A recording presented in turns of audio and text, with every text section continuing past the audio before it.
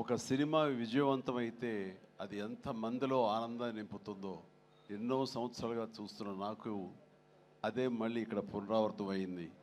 ఈ సంతోషంలో పాలు పంచుకోవడానికి నన్ను ఆహ్వానించి ఇక్కడ రమ్మన్నారు.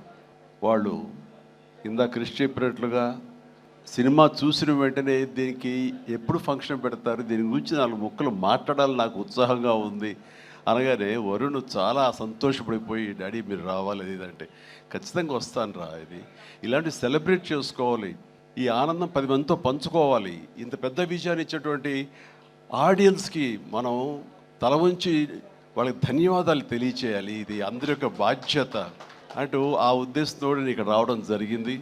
అండ్ చాలా సంతోషంగా ఉంది. అండ్ ఒక సినిమా హిట్ అయితే ఇక్కడ ఉన్నటువంటి అందరూ టెక్నీషియన్స్, పనిచేసిన వాళ్ళు, నటీనటులు, సాంకేతిక నిపుణులు, ప్రతి ఒక్కడు వాళ్ళ ఆనందం ఓవర్వెల్మింగ్ తోటి వాళ్ళు అయ్యి చూపించే రియాక్షన్స్ చూస్తుంటే ఓ ఇది కదా అని. ఈ సినిమా ఒక సక్సెస్ అయ్యి ఇంతమందిలో ఇన్ని రకాలుగా ఆనందం నింపుతుంది అంటే కనుక అది ప్రధానమైన కారణం దర్శకుడు, అలాగే కంటెంట్ అందించిన కథకుడు. వీళ్ళు చాలా చాలా ప్రధానం. వాళ్ళ బాధ్యత అంతా ఇంత కాదు. మన మేర్లపాక గాంధీ గారు, ఆయన చిన్నవాడైనా సరే గతంలో సినిమాలు 1-2 సినిమాలు నిర్మించారు. ఎన్ని సినిమాలు చేశారు?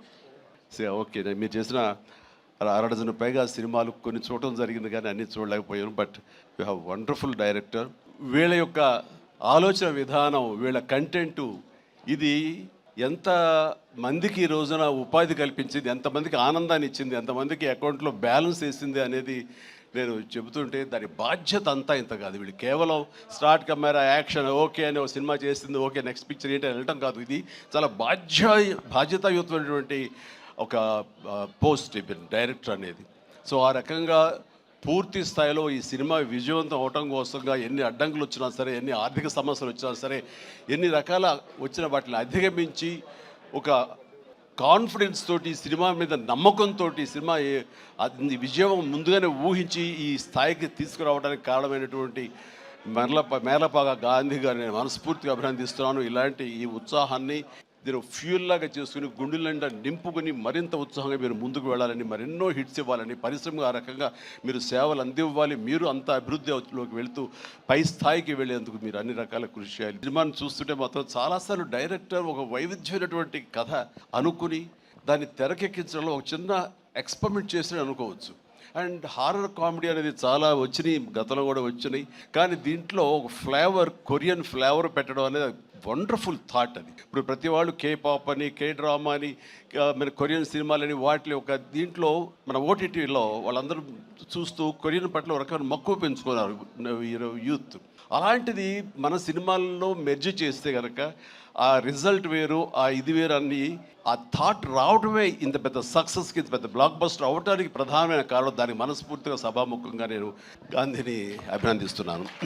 రసవత్తరంగా సాగింది, ఇంత కమర్షియల్గా ఇంతమందిని ఆకట్టుకోగలిగింది అంటే ప్రధానంగా వరుణ్ తేజ్ ఇక్కడ నేను ఏది మాట్లాడిన ఒక బిడ్డగా కాదు, ఒక వైవిధ్యం వెల్కమ్ చేసి కేవలం ఒక సేఫ్ జోన్ కాకుండా రిస్క్ అయితే అయ్యింది.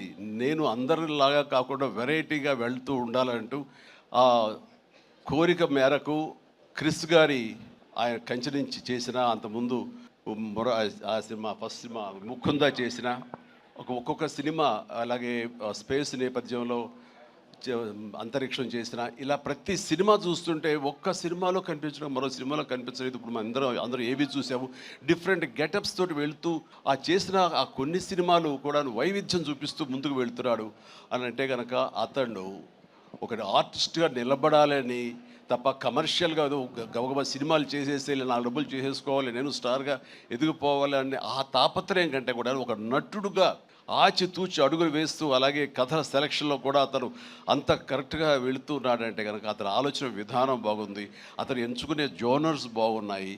వాటి కోసం లేట్ అయినా పర్వాలేదు, అందులో కొన్ని విజయవంతం అవుతాయి, మరికొన్ని అపజయానికి అవ్వచ్చు. కానీ నీ వరకు నువ్వు తీసుకున్న ఆలోచన విధానంలో కానీ, నువ్వు ఎన్నుకున్న క్యారెక్టర్స్ కానీ, అందులో నువ్వు పోర్ట్రే చేసిన విధానం కానీ, నువ్వు అందులో చూపించిన నటన కానీ, నీ వరకు నువ్వు ఎప్పుడూ ఫెయిల్ అవ్వలేదు. ప్రతి సినిమాకు నువ్వు విజయం సాధిస్తూనే ఉన్నావు.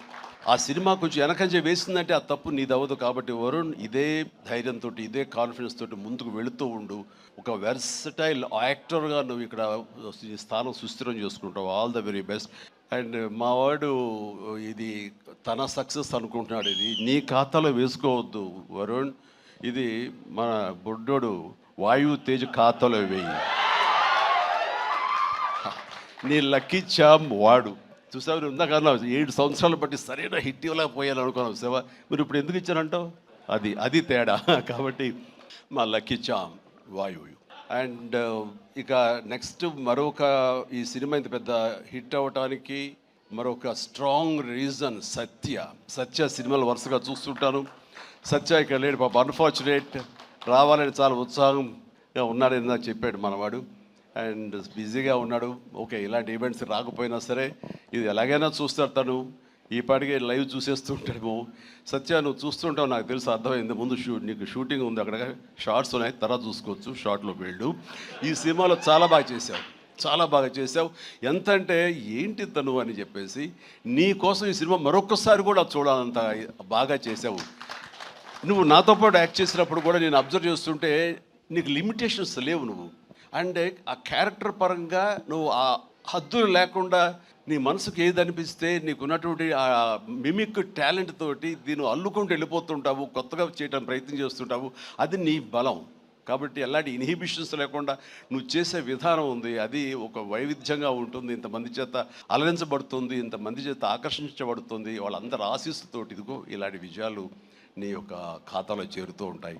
ఆ రకంగా నువ్వు చూపించినటువంటి ఈ కామెడీ నాకు మళ్ళీ చూడాలనిపిస్తుంది. అంత బాగా చేసావు. అఫ్కోర్స్ మనం చేసినప్పుడు కూడా నువ్వు నీ అభిమాని అండి అంటూ గతంలో మీరు ఎట్లాగా నా సినిమాల కోసం ఎన్ని చూస్తుంటావు అండ్ అవన్నీ చెప్తూ ఉంటావు, వింటూ ఉంటాను. కానీ నాకు నువ్వు ఆనందం ఇచ్చాకంటే నా శిష్యుడిగా కానీ నా అభిమాని ఇంత స్థాయిలో ఉన్నాడన్న ఆ గర్వం ఉంది సేవ.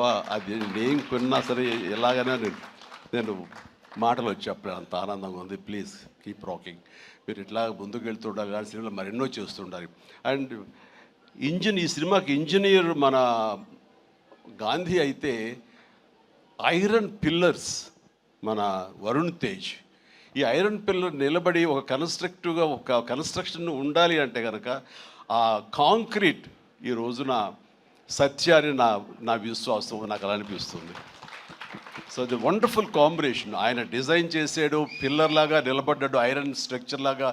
ఆ ఐరన్ స్ట్రక్చర్కి అందంగా ఓ రూపం కల్పించి ఇదిగో ఈ కొరియన్ కనకరాజు అనేందుకు కాంక్రీట్ లాగా నిలబెట్టి స్ట్రాంగ్ వాల్ లాగా చేయగలిగాడు. దానికి సత్య ప్రధానమైన కారణం అయితే దానికి మరి వాళ్ళకి రంగులు అందాలు కావాలి కాబట్టి ఆ అందాలు అది ఇచ్చింది రితిక.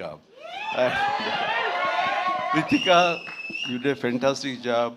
అండ్ నీ గ్లామరు అది చూస్తుంటే వావ్ అనిపించింది నాకు. ఆ వావ్ ఇక్కడ వాడాలంటే మీరు ఇందాక నుంచి హింట్ ఇస్తారంట. తను నిజంగానే వావ్ చాలా బాగుంది. అది కొరియన్ దీంట్లోని హుషారు కానీ ఇవన్నీ ఎక్సలెంట్ అమ్మా.